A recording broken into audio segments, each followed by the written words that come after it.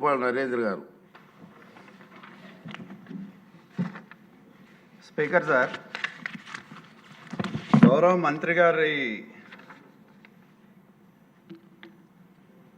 సమాధానంలో అధ్యక్ష ఇదేదో మేము L1 కింద పిలిచాము అని చెప్పి వివరాలు ఇచ్చారు అధ్యక్ష. నేను అడిగేది ఏంటంటే గౌరవ మంత్రి గారిని, ఇది దేశవ్యాప్తంగా గవర్నమెంట్ ఆఫ్ ఇండియా స్కీమ్ అధ్యక్ష. మొబైల్ వెటర్నరీ క్లినిక్ అనేది దేశవ్యాప్తంగా కేంద్ర ప్రభుత్వం అమలు చేసిన స్కీమ్, మన ఒక్క రాష్ట్రమే కాదు అధ్యక్ష. ఇందాక చెప్పినట్టు వన్ టైం పర్చేజ్లో 100% కేంద్ర ప్రభుత్వం vehicle non operating expenditure 100% government of India ఇస్తుంది అధ్యక్ష. ఆపరేటింగ్ కాస్ట్లో 60-40 షేర్లో ఉంటుంది అధ్యక్ష. నేను మంత్రి గారిని అడిగేది అంటే స్పెసిఫిక్గా మంత్రి గారు నన్ను కోరేది, మన రాష్ట్రంలో ఒక మొబైల్ వెటర్నరీ అంబులెన్స్ కొనడానికి ఎంత ఖర్చు అయింది, మిగతా రాష్ట్రాలతో ఎంత ఖర్చు అయిందనే కంపారిటివ్స్ అని సభకు చెప్పాలని కోరుతా ఉన్నా. ఎందుకంటే ఇందాక సహచర సభ్యులు చెప్పిన దాని ప్రకారం అధ్యక్ష, నాకు తెలిసి దేశంలోనే హయ్యెస్ట్ అధ్యక్ష మన దగ్గర రాజశేఖర రెడ్డి గారి పేరు పెట్టి దోపిడీ చేశారు, మరీ దోపిడీ చేశారు దీని మీద. కాబట్టి నేను కోరేది ఏంటంటే పక్కనున్న మన తెలంగాణ ఏంటి, పక్కనున్న కర్ణాటక ఏంటి, పక్కనున్న వెస్ట్ బెంగాల్ ఏంటి, పక్కనున్న ఒరిస్సా ఏంటి, పక్కనున్న మధ్యప్రదేశ్ ఏంటి. ఎందుకంటే ఎక్కడా కూడా ఇంత ఖర్చు పెట్టిన పరిస్థితి లేదు అధ్యక్ష. దీని పేరు మీద మంత్రి గారు ఇది ఏంటంటే L1 టెండరు ఈ ప్రాసెస్లో పిలిచామంటే అసలు టెండర్లు ఏనిస్తే కదా L1 L2 అని వచ్చేది. ఎవరైతే టెండర్ ఇవ్వడానికి నిర్దేశించారో కొంతమంది టెండర్ వేయటానికి వచ్చినా కూడా వాళ్ళని భయపెట్టి టెండర్ వేయకుండా వాళ్ళకు కావాల్సిన కంపెనీలతో మాట్లాడుకొని ఆనాటి ఉన్నత స్థాయిలో ఉన్న ఒక ప్రిన్సిపల్ సెక్రటరీ దీని వెనకాలండి, I don't want to mention the names అధ్యక్ష, దీన్ని ఒక ర్యాకెట్ లాగా నడిపించి కోట్లాది అధ్యక్ష. మంత్రి గారు ఇచ్చిన స్టేట్మెంట్లోనే ఒకసారి చూస్తే అధ్యక్ష, కంపారేటివ్గా ఫేజ్ 1 ఫేజ్ 2లో మీరు అమలు చేశారు అధ్యక్ష. మంత్రి గారు ఏం చెప్తా ఉన్నారు, ఫేజ్ 1 ఫేజ్ 2లో మనం అమలు చేసింది అధ్యక్ష, మొదట 175 అంబులెన్స్కి 143 కోట్లు ఖర్చు పెట్టారు అధ్యక్ష. What is the average cost for each vehicle according to the government expenditure? It is 82 lakhs first ఫేజ్లో. రెండో ఫేజ్లో మీరు ఇచ్చిన దానిలో 165 అంబులెన్స్లు మీరు మీ స్టేట్మెంట్ ప్రకారం 110.7 కోట్లు పిలిచారు అధ్యక్ష. What is the average cost of each ambulance? 68 లక్షలు అధ్యక్ష. ఫస్ట్ ఫేజ్లోనేమో 82 లక్షలు అయింది మీ గవర్నమెంట్ ప్రభుత్వ పరంగా మీరు ఇచ్చిన లెక్కల ప్రకారం. రెండో ఫేజ్లో యావరేజ్ కాస్ట్ వచ్చి 68 లక్షలు అయింది. ఏది మీరు వెహికల్ ఎక్స్పెండిచర్ కావచ్చు, ఆపరేటింగ్ కాస్ట్లు కావచ్చు, ఇవన్నీ అంటే మొదటి ఫేజ్కి రెండో ఫేజ్కే మీ దగ్గర ప్రభుత్వం ఉన్న లెక్కల ప్రకారం 14 లక్షల తేడా ఉంది అధ్యక్ష ఒక్కొక్క వెహికల్కి. కాబట్టి దాన్ని బట్టి మీరు కనుక టెండర్లు వేయించుంటే ఇంకా తక్కువ ఖర్చుకి, ఎందుకంటే నా దగ్గర ఉన్న సమాచారం ప్రభుత్వం తెప్పించి ఇంకా మాకు చెప్పాలి. మా దగ్గర ఉన్న సమాచారం అధ్యక్ష, పక్కనున్న కర్ణాటక 16 లక్షలకని, అలాగే పక్కనున్న ఒరిస్సా 16.57 lakhs అని, అలాగే తమిళనాడు 19 లక్షలని, ఇట్లా డిఫరెంట్ స్టేట్స్ డిఫరెంట్ కాస్ట్లు ఉన్నాయి అధ్యక్ష మా దగ్గర ఉన్న అనధికారమైన సమాచారం ప్రకారం. నేను గౌరవ మంత్రి గారిని చెప్పేది ఏంటంటే ప్రభుత్వ పరంగా మీరు కంపారిటివ్ ఏంటి, ఈ రాష్ట్రంలో ఎంత కొన్నారు, మీరు కొన్న non operating expenditure vehicle expenditure ఎంత, నాన్ ఆపరేటింగ్ ఎక్స్పెండిచర్ ఎంత ఖచ్చితంగా. ఎందుకంటే ఇది ఒక పెద్ద దోపిడీ అధ్యక్ష. నేను చెప్తా ఉన్నా, గవర్నమెంట్ ఉన్నత స్థాయిలో అధికారులు కుమ్మక్కైతే ప్రభుత్వ డబ్బుని ప్రజల డబ్బుని ఏ విధంగా అడ్డగోలుగా దోపిడీ చేయొచ్చో ఈ మొబైల్ వెటర్నరీ క్లినిక్స్ అనేది ఒక ఉదాహరణ అధ్యక్ష. ఎందుకంటే గతంలో ప్రభుత్వ పథకం అంటే దోపిడీ అధ్యక్ష. ఎందుకంటే ఉన్నత స్థాయిలో ప్రిన్సిపల్ సెక్రటరీగా ఉన్న అధికారులు ఈ టెండర్లంతా రింగ్ చేసి అత్యధిక స్థాయి కోట్ చేయించి డబ్బులు పంచుకునే విధానం ఉంటే ఇంకా ప్రభుత్వ వ్యవస్థ ఏంటి అధ్యక్ష? కాబట్టి నేను కోరుతా ఉన్నా మంత్రి గారిని, దీని మీద మీరు సమగ్రమైన అందుట్లో అధ్యక్ష దీని కండిషన్స్లో ప్రతి 20 మొబైల్ వెటర్నరీ క్లినిక్కి ఒక వెటర్నరీయన్ ఉండాలి, 2-3 కాల్ సెంటర్ ఎగ్జిక్యూటివ్స్ ఉండాలి అధ్యక్ష. ప్రతి 100 కనుక దాటితే ఒక 6 కాల్ సెంటర్ ఎగ్జిక్యూటివ్స్ ఉండాలి, అలాగే వెటర్నరీ డాక్టర్స్ ఉండాలి. మందులు మెయింటైన్ చేయాలి, డాక్టర్స్ని మెయింటైన్ చేయాలి, టెస్టులు చేయాలి, మీరు ఏదైతే ఇందాక సోదరుడు చెప్పినట్టు వెనకాల మీరు ఏదో మేము ఊళ్ళలోకి వెళ్తున్నాం గేదెలను పైకి లేపి టెస్ట్ చేస్తామంటే చాలా వరకు ఆ వెనకాల పనే చేయలేదు అధ్యక్ష. అక్కడికి వెళ్ళింది హైడ్రాలిక్ సిస్టమ్స్ అనేవి. కాబట్టి ఏంటంటే ఇదో పెద్ద అవినీతి అధ్యక్ష. గత ప్రభుత్వంలో మరి మా మంత్రి గారి స్థానంలో పనిచేసిన ఆయన ఉన్నాడు. మాటలు విప్పితే ఆ రోజున్న ప్రతిపక్షంలో ఉన్న వాళ్ళని తిడటానికే ఉన్నాడు. ఆయన మంత్రి పదవి తిడటానికే ఇచ్చారు అధ్యక్ష. ఆయన ప్రభుత్వం వాళ్ళు ప్రభుత్వంలో గత ప్రభుత్వంలో ఇదో పెద్ద అవినీతి అధ్యక్ష. కేంద్ర ప్రభుత్వంతో ఉన్న డబ్బుల్లో జరిగిన పెద్ద అవినీతి, ఉన్నత స్థాయి అధికారులు, ఉన్నత స్థాయిలో ఉన్న వ్యక్తులు కొల్యూడై పెద్ద ఎత్తున ఈ పథకంలో దోపిడీ చేశారు అధ్యక్ష. దీని మీద ప్రభుత్వ పరంగా నేను మంత్రి గారిని కోరేది ఒకటే, కంపారేటివ్ స్టేట్మెంట్స్ ఏంటనేది ఒకటి, ఈ దోపిడీ మీద సమగ్రమైన విచారణ చేస్తారో లేదో సభకు చెప్పాలని కోరుతా ఉన్నా. అధ్యక్ష, ఇది 2 విడతల్లో అమలు చేశారు అధ్యక్ష. మొదటి విడతలో 175 వాహనాలు కొన్నారు. ఒక్కొక్క వాహనానికి 33,24,552 రూపాయల చొప్పున ఒక్కొక్క వాహనం కొన్నారు అధ్యక్ష. అందులో ఉన్నటువంటి పరికరాలన్నిటితో కలిపి, అంటే హైడ్రాలిక్ కానీ అక్కడ ఉన్నటువంటి ఎక్విప్మెంట్ అందరితో కలిపి కలిశారు అధ్యక్ష. దీనికి 58.18 కోట్లు ఖర్చు పెట్టడం జరిగింది. ఇది మే 19, 2022 నుంచి మొదటి దశ అమల్లోకి వచ్చింది అధ్యక్ష. మొదటి విడత 175 వాహనాలకి వాహనం ఒక్కొక్కింటికి నిర్వహణ కోసం 1,67,787 రూపాయల చొప్పున చెల్లించడం జరిగింది. నెలకి మొత్తం 175 వాహనాలకి 2.93 కోట్లు ఖర్చు పెట్టడం జరిగిందని సభకు తెలియజేస్తున్నాను. ఇక రెండవ విడతలో 165 వాహనాలు, ఒక్కొక్క వాహనం 31,39,020 రూపాయలకి కొనుగోలు చేయడం అయింది. మొత్తం 165 వాహనాలకు మొత్తం 51.79 కోట్లు చెల్లించారు. టాటా మోటార్స్ రాష్ట్ర ప్రభుత్వం ఏవైతే ఈ వెహికల్స్ కొన్నారో ఇంకా 28 కోట్లు టాటా మోటార్స్ కూడా బకాయిలు పెట్టారు. వాళ్ళు కూడా వచ్చి అడుగుతున్నారు అధ్యక్ష. ఇది రెండో ఫేజు ఫిబ్రవరి 18, 2023 నుంచి ప్రారంభించబడింది. దీనికి నిర్వహించడానికి ఒక్కొక్క వాహనానికి 1,51,078 రూపాయల చొప్పున 165 వాహనాలకి 2.49 కోట్లు నిర్వహణ నిమిత్తం జీవీకే, ఈఎంఆర్ఐ ఏవైతే ఈ 2 సంస్థలు కలిసి ఉన్నాయో వారికి చెల్లిస్తున్నారు అధ్యక్ష. మొత్తం 2 విడతలు కలిపి వాహనాల కొరకు టాటా వారికి 109.97 కోట్లు చెల్లించాల్సి ఉండగా 81.97 కోట్లు చెల్లించారు. ఇంకా టాటా వారికి 28 కోట్లు బకాయిలు ఉన్నాయి అధ్యక్ష.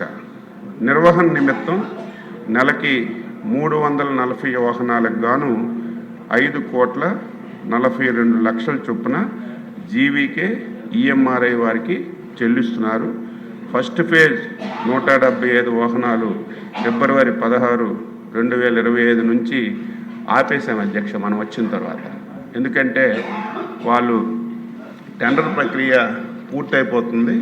ఏవైతే ఈ 175 వాహనాలు ఆపేసి మళ్ళీ ఒకసారి అన్నీ సర్వీసింగ్ చేసి అన్నీ మళ్ళీ రెడీ చేసి టెండర్ పిలిచి తొందరలోనే ఆ 175 వాహనాలు మళ్ళీ కొత్త టెండర్లు పిలిచి ఇస్తాం అధ్యక్ష.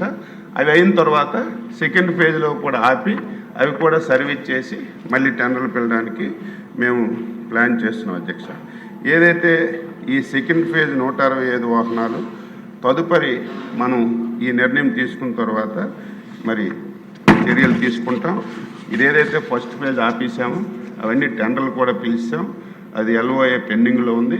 అది వీలైనంత తొందరగా మనం పరిష్కరిస్తాం అధ్యక్ష. దీని మీద ఫిర్యాదులు వచ్చాయి అధ్యక్ష. చాలామంది శాసనసభ్యులు ఫిర్యాదులు వస్తే దీనిపైన ఎంక్వైరీ కూడా చేసాం అధ్యక్ష. ఒక సీనియర్ ఆఫీసర్కి పెట్టి దీంట్లో డాక్టర్లు లేనట్టుగా, సర్వీస్ సరిగా అందనట్టుగా చాలా వరకు మనం ఇందులో లోపాలన్నీ కూడా గుర్తిస్తే దీనికి గాను 11 కోట్లు రికవరీ చేయమని కూడా ఏదైతే ఈ సర్వీస్లో రిపోర్ట్ ఇచ్చారో అది కూడా మా దగ్గర పెండింది ఉంది అధ్యక్ష. ఇక ఈ వాహనాల అధ్యక్ష, కేంద్ర ప్రభుత్వం ఏదైతే ఈ మొబైల్ వెటర్నరీ క్లినిక్లకు రాష్ట్ర ప్రభుత్వానికి మంజూరు చేస్తే 16 లక్షలు ఇచ్చింది అధ్యక్ష. అన్ని రాష్ట్రాలు 16 లక్షలతోనే కొన్నారు. ఆ రోజున్న ప్రభుత్వం ఆర్కేవీవై ఫండ్స్ నుంచి అదనంగా ఏదైతే కేంద్ర ప్రభుత్వం ఇచ్చినటువంటి 16 లక్షలకు అదనంగా 17.24 లక్షలు ఒక్కొక్క వాహనానికి ఎక్స్ట్రా ఇచ్చారు అధ్యక్ష. మిగతా రాష్ట్రాలు 16 లక్షలతో కొన్నారు. ఇక్కడ ఆర్కేవీవై ఫండ్స్ దారి మళ్లించి దీనికి ఖర్చు పెట్టారు అధ్యక్ష. ఇవి 24/7 హాస్పిటల్స్ మన రాష్ట్రంలో లేవు అధ్యక్ష. ఎన్టీఆర్ అండ్ శ్రీ వెంకటేశ్వర యూనివర్సిటీ 2 మాత్రం ఉదయం 8 నుంచి రాత్రి 8 వరకు నడుస్తాయి. ఇవి 2 షిఫ్ట్లో పనిచేస్తున్నాయి అధ్యక్ష. అయితే ఫేజ్ 1లో కొన్ని సమస్యలు ఉన్నాయి, హైడ్రాలిక్ సమస్యలు. అవన్నీ కూడా రిపేర్ చేయించబడుతున్నాయి. ల్యాబ్ గురించి అడిగారు. ఆశించిన స్థాయిలో పరీక్షలు చేయడానికి అవకాశం రాలేదు అధ్యక్ష. నేను ఈ వెహికల్స్ ఎన్ని లిఫ్ట్లు పనిచేస్తున్నాయని అడిగారు. 340 వెహికల్స్లో నిన్నటి వరకు 48 లిఫ్ట్లు పనిచేయడం లేదు అధ్యక్ష. ఈరోజు నేను కూడా రివ్యూ చేస్తే ఏదైతే ఈ లిఫ్ట్లు వెహికల్ పెద్దగా ఉపకారంలోకి రాలేదు అధ్యక్ష. అందుకే దీన్ని కూడా కొద్దిగా మార్పు చేద్దాం. ఏదైతే మెడికల్ అండ్ హెల్త్లో 108, 104 ఉంది. 108 అయితే ఏదైనా యాక్సిడెంట్ జరిగితే ఎమర్జెన్సీకి వెళ్ళి తీసుకొస్తుంది. 104 అయితే ఒక్కొక్క రోజు ఒక్కొక్క గ్రామానికి వెళ్ళి అక్కడే మొబైల్ హాస్పిటల్ లాగా సేవలు అందించే పరిస్థితి మెడికల్ అండ్ హెల్త్లో ఉంది. చాలామంది ఈ హైడ్రాలిక్ వల్ల పెద్దగా ఉపకారం లేదు కాబట్టి మనం కూడా ఈ రకంగా కొన్ని ప్రాంతాల్లో హాస్పిటల్స్ లేవు. మరి ఆ ప్రాంతాల్లో ఈ రకంగా చేస్తే బాగుంటుందని చాలామంది సలహాలు ఇచ్చారు. తప్పనిసరిగా దీని మీద ఎంక్వైరీ జరుగుతుంది. తప్పనిసరిగా అన్యాయం జరిగింది. నేను చాలా సందర్భాల్లో చెప్పాను. స్వాతంత్ర భారతదేశంలో ఎన్నో ప్రభుత్వాలు వచ్చాయి. ఒక ప్రభుత్వం పరిపాలన విమర్శలు వస్తాయి, దాన్ని మనం క్లారిఫై చేస్తాం. కానీ గత 5 సంవత్సరాల్లో డిజైనే తప్పు అధ్యక్ష. ప్రతి పథకం వెనుక అవినీతి పెట్టుకొని పథకం రూపొందించారు. కాబట్టి నేను ఈ 9 మాసాల్లో చూస్తే ఏ పథకం చూసినా సరే ఆ పథకంలో ఒక స్కీమ్ పెట్టారంటే అందులో పక్కన స్కామ్ అనే పదం ఇంక్లూడ్ చేయడం వల్ల చాలా సమస్యలు వచ్చాయి. నేను పాత వారికి క్యాన్సిల్ చేశాం, కొత్త టెండర్లు పిలిచాం, ఎంక్వైరీ కూడా అవుతుంది.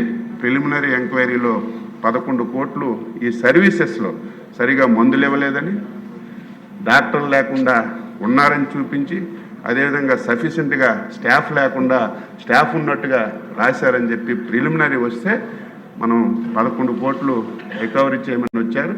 డీటెయిల్ ఎంక్వైరీ కూడా చేసి ఎట్టి పరిస్థితుల్లో ప్రభుత్వం ధనం మేము కాపాడడానికి అన్ని విధాల ప్రయత్నం చేస్తామని చెప్పి మీ ద్వారా సభ్యులకు తెలియజేస్తాం.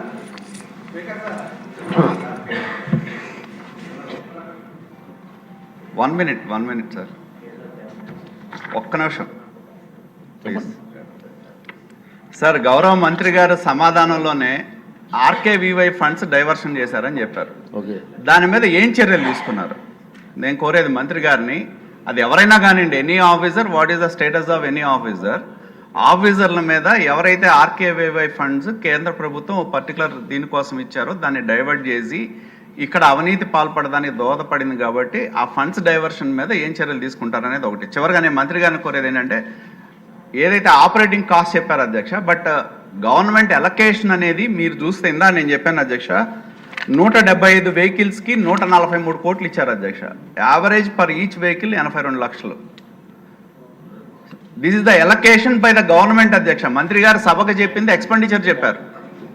సో నేను కోరేది ఏంటంటే, ఈచ్ వెహికల్ కాస్ట్ తీసేస్తే 36,82,000లో నుంచి తీస్తే 46 లక్షలు ఈచ్ వెహికల్కి ఆపరేటింగ్ కాస్ట్ కింద ఉంది అధ్యక్ష. అలాగే తర్వాత పిలిచిన 145 వెహికల్స్కి 111.65 లక్షలు, 68 లక్షలు పడుతుంది అధ్యక్ష. దాన్ని 39 లక్షలకు కొన్నట్టు వెహికల్స్ చెప్పారు అధ్యక్ష. అంటే దీన్ని బట్టి నేను కోరేది ఏంటంటే, మంత్రి గారు పెండింగ్ పేమెంట్స్ కాదు, ఏదైతే ఎక్సెసివ్ ఎక్స్పెండిచర్ ఆపరేటింగ్ కాస్టుల్లో చూపెట్టి దోపిడీకి మార్గాలైనయో వాటిని కూడా పరిశీలించాలని చెప్పి మంత్రి గారిని నేను కోరుతా ఉన్నా. ఫండ్స్ ఆర్కేవీవై ఫండ్స్ డైవర్షన్ చేసిన ఆఫీసర్ల మీద ఏం చర్యలు తీసుకుంటారో సభకు చెప్పాలని కోరుతా ఉన్నా. రవి గారు ప్లీజ్ సింపుల్గా ఒక క్వశ్చన్ అడగండి. క్వశ్చన్కి 1 అవర్ అయితే హౌస్ ఎట్లా రన్ చేస్తాం మనం? క్వశ్చన్ మంచి క్వశ్చన్ కాదంటలేదు. మినిస్టర్ గారు కూడా యాక్సెప్ట్ చేశారు. పక్క రాష్ట్రం కంటే మన రాష్ట్రంలో ఎక్కువ ఖర్చు చేశారని హౌస్లో ఆన్సర్ ఇచ్చారు. దాని మీద ఏం యాక్షన్ అన్నది మీరు అడగండి. యాక్సెప్ట్ చేశారు అధ్యక్ష.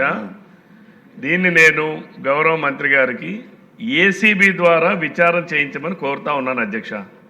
ఏసీబీ ద్వారా విచారణ చేయిస్తారా లేదా? ఓకే. ఎందుకంటే మినిస్టర్ గారే ప్రభుత్వం it self diversion of funds ఉన్నాయి, మిస్ మ్యాచింగ్స్ ఉన్నాయి, అలాగే ఫస్ట్ ఫేజ్ సెకండ్ ఫేజ్కి వేరియేషన్స్ ఉన్నాయి. కాబట్టి దీన్ని అంతటినీ కూడా ఏసీబీ ద్వారా విచారణ చేయించమని కోరుతున్నాను. మినిస్టర్ గారు. అధ్యక్ష, ఈ ఆర్కేవీవై నుంచి ఫండ్స్ డైవర్ట్ చేశారని వాళ్ళ మీద యాక్షన్ అంది. అధ్యక్ష, ఇది ఫైనాన్స్ డిపార్ట్మెంట్ మొత్తం చూస్తుంది. గత ప్రభుత్వంలో ఆర్కేవీవై కాదు అధ్యక్ష, మొత్తం అన్ని ఫండ్స్ డైవర్ట్ చేశారు. ఈరోజు నాబార్డుకు వచ్చినటువంటి ఫండ్స్ కూడా డైవర్ట్ చేశారు. వరల్డ్ బ్యాంక్ నుంచి వచ్చిన ఫండ్స్ కూడా డైవర్ట్ చేశారు. ఒక ప్రాజెక్టుకి ఎక్స్క్లూజివ్గా కేటాయించిన ఫండ్స్ కూడా డైవర్ట్ చేశారు. దీని మీద ఫైనాన్స్ డిపార్ట్మెంటు ఏవైతే డైవర్ట్ చేశారో ఆ ఫండ్స్ అన్నింటి మీద వాళ్ళు కూడా చర్చ చేసుకొని వాళ్ళు కూడా ఎంక్వైరీ చేస్తున్నారు. నేను ఒకటే చెప్పాను, ఎంక్వైరీ నడుస్తుంది ఉన్నత స్థాయిది. అది వచ్చిన తర్వాత దానివల్ల సాటిస్ఫాక్షన్ కాకపోతే ఇప్పుడు ఏవైతే సభ్యులు చెప్పారో ఏ ఎంక్వైరీ చేయడానికి ఇబ్బంది లేదు. ఒకటి నడుస్తుంది కాబట్టి ప్రిలిమినరీగా మనకు రిపోర్ట్ వచ్చింది. ఫైనల్ రిపోర్ట్ వచ్చిన తర్వాత ఒకవేళ సాటిస్ఫాక్షన్ కాకపోతే ఇంకా ఉన్నత స్థాయి దర్యాప్తు చేసైనా సరే గతంలో ఎవరు తప్పు చేశారో తప్పు చేసిన వ్యక్తుల్ని వదిలే ప్రశ్నే లేదు. మళ్ళీ అటువంటి పొరపాట్లు జరగకుండా ఆఫీసర్కి చెప్పాను, టెండర్స్ అన్ని పద్ధతి ప్రకారం చేయాలి. ఒకటి గత 5 సంవత్సరాల అధ్యక్ష L1 L2 అని పెట్టుకోవడమే. వాళ్ళు ఎవరికి పిలిస్తే వాళ్ళే L1 L2, ఇంకొకరు ఎవరు వచ్చేవాళ్ళు కాదు. వాస్తవాలు అవన్నీ మనం చూసాం కళ్ళ ముందు. కాబట్టి తప్పనిసరిగా ఇది చాలా మంచి ప్రోగ్రాం కేంద్ర ప్రభుత్వం పెట్టింది. దీన్ని అనేక విధాలుగా ఇబ్బందులు ఉన్నాయి. ఇవన్నీ సరిచేసి మళ్ళీ వీలైనంత తొందరగా మళ్ళీ ఈ వాహనాల్ని మళ్ళీ లైన్లోకి తీసుకొచ్చి ఎవరైతే రైతులు ఉన్నారో పాడి రైతులు ఉన్నారో వారికి మేలు చేయడానికి అన్ని విధాల ప్రయత్నం చేస్తాను.